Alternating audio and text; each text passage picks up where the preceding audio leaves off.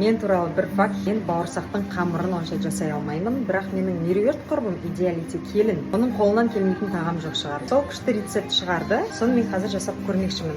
Бірінші 170 грамм сүт керек екен. Кулинарный калькулятор дегенде бар екен, 170 грамм деген кәдімгі мынандай жылы бір кружка сүт керек екен. Солай ма, меруерт? Сүтті құйып алдым. Келесі сұйық май 2 ас қасық, менде зәйтүн майы. Ашытқы 1 шай қасық қосамыз. Шекерім как раз түрінде қалған екен, 2 шай қасық қосамыз. Тұзды толтырып саламын шай қасыққа, өйткені Кореядағы тұздардың тұзы кем. Және де бірінші сорттық ұн 280 грамм. 280 грамм дегенің бағанағы кружкамен примерно 1,5 кружка. Кімнің мамасы қамырды илеп болған кезде соңында табағың тап-таза болып тұру керек деп үйретті. Пікірге жазып кетіңіздер достар.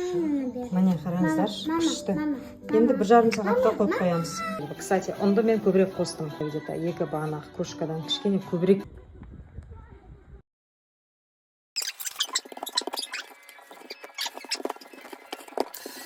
Biz oynaymayız. Al енді Ayşe kesеді.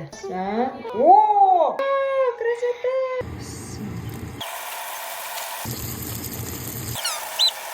Ауа ғой ортасы, менде бүйтіп ауа болып шықпайтын, сәл қамырлау болып шығатын. Рахмет, Мерол. Вареньесін ішіне саласың.